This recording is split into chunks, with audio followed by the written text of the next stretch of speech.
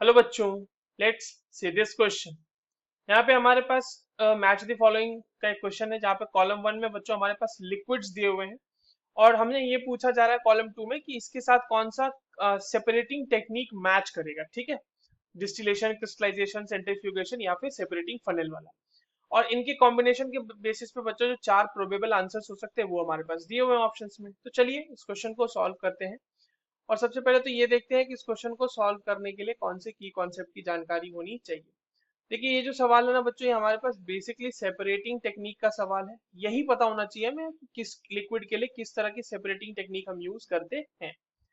चलिए एक एक करके देखते हैं। सबसे पहले हमारे पास दिया गया है इममिसिबल लिक्विड्स। ठीक है,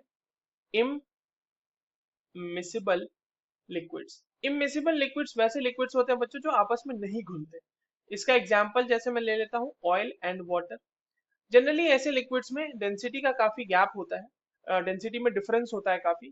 तो इसको सेपरेट करने के लिए हम लोग बच्चों बहुत ही सिंपल मेथड होता है एक हमारे पास सेपरेटिंग फनल का, जिसमें हम लोग फनल में वो मिक्सचर डाल देते हैं और डिपेंडिंग ऑन द डेंसिटीज हमारे पास जो है अलग अलग लिक्विड्स के अलग अलग लेयर्स बन जाते हैं। ठीक है, जिसकी डेंसिटी ज्यादा होगी उसकी लेयर नीचे बनेगी, जिसकी डेंसिटी कम होगी उसकी लेयर ऊपर बनेगी। तो इमिसिबल लिक्विड्स के लिए सेपरेटिंग फनल यूज करते हैं, तो वन हमारा किसके साथ मैच कर जाएगा, डी के साथ। Now coming two miscible liquids. अब मिसिबल लिक्विड्स ऐसे लिक्विड्स है जो आपस में बिल्कुल बढ़िया तरीके से घुले मिले हुए हैं। तो मिसिबल लिक्विड्स में जैसे एग्जांपल क्या हो जाएगा बच्चों, जैसे आप एग्जांपल ले सकते हैं इसके लिए लाइक इथाइल अल्कोहल या फिर इथेनॉल, इथेनॉल और वाटर का मिक्सचर। ठीक है, अब इसमें क्या होता है, मिसेबल लिक्विड्स में हम सेपरेटिंग फनल वगैरह यूज कर नहीं सकते। तो इसमें क्या होता है कि जब आप इसको हीट करते हैं, ठीक है, ये चीज इस तरह का जो मिक्सचर है आपके पास, इसको जब आप हीट करते हैं तो क्योंकि इसमें जो लिक्विड्स है उनकी बॉइलिंग पॉइंट्स अलग अलग होते हैं, तो आपको अलग अलग बॉइलिंग पॉइंट पे अलग अलग के वेपर मिलते हैं और वहां पर से आप उनको वेपर्स को सेपरेट आउट कर लेते हैं।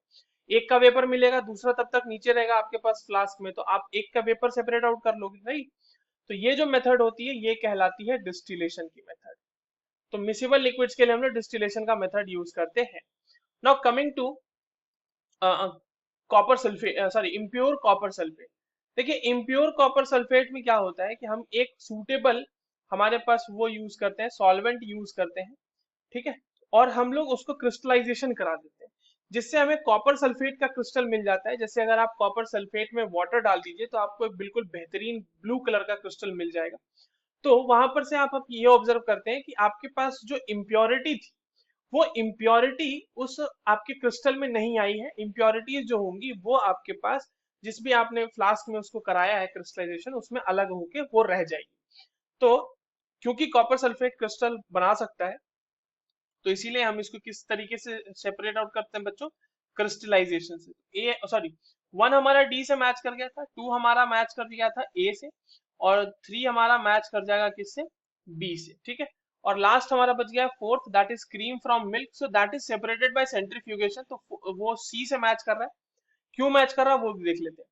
देखिए मिल्क जो है ना बच्चों, मिल्क एक तरह का कोलॉइड है, और उस कोलॉइड को स्पेसिफिकली हम लोग बोलते हैं, कोलॉइड को बोलते हैं इमल्शन। ठीक है, जहां पर आपके पास लिक्विड में लिक्विड का कोलॉइड बनाया गया, यानी लिक्विड को ही डिस्पर्स कराया गया है लिक्विड मीडियम में। तो basically milk is a emulsion which is a colloid. ठीक है, आपके पास ये हो गया। और यहाँ पर होता क्या, मिल्क में बेसिकली जो फैटी एसिड्स होते हैं, ऑयल, उसका डिस्पर्जन हुआ पड़ा होता है वाटर में। तो इसको सेपरेट आउट करने का या फिर इस तरह के जो कोलॉइड्स हैं उसको सेपरेट आउट करने का एक तरीका होता है बच्चों, सेंट्रीफ्यूगेशन। अब सेंट्रीफ्यूगेशन में क्या होता है कि आपके पास एक चर्नर होता है जिसमें हम लोग रैपिडली जो हमारा कोलाइडल सॉल्यूशन है उसको स्पिन करते हैं, और स्पिनिंग के बाद ये प्रिंसिपल फॉलो होता है कि जिसकी डेंसिटी अलग होगी, मतलब जिसकी डेंसिटी ज्यादा होगी वो आपका नीचे सेपरेट आउट हो जाएगा, और जिसकी डेंसिटी कम होगी वो आपको ऊपर मिल जाएगा। ठीक है, तो यहाँ पर सेंट्रीफ्यूगेशन की टेक्निक हम लोग यूज करते हैं मिल्क को सेपरेट आउट करने के लिए। तो ये तो हमने बता ही दिया था कि 4C से मैच कर रहा है। अब आइए हम लोग ऑप्शंस को चेक कर लेते हैं कि हमारे पास कॉम्बिनेशन कौन सा सही मैच कर रहा है। वन का डी, टू का ए, थ्री का बी और फोर का सी, ये दिया हुआ है हमारे पास ऑप्शन ए में। So that is the correct answer. I hope you understood this well. All the very best.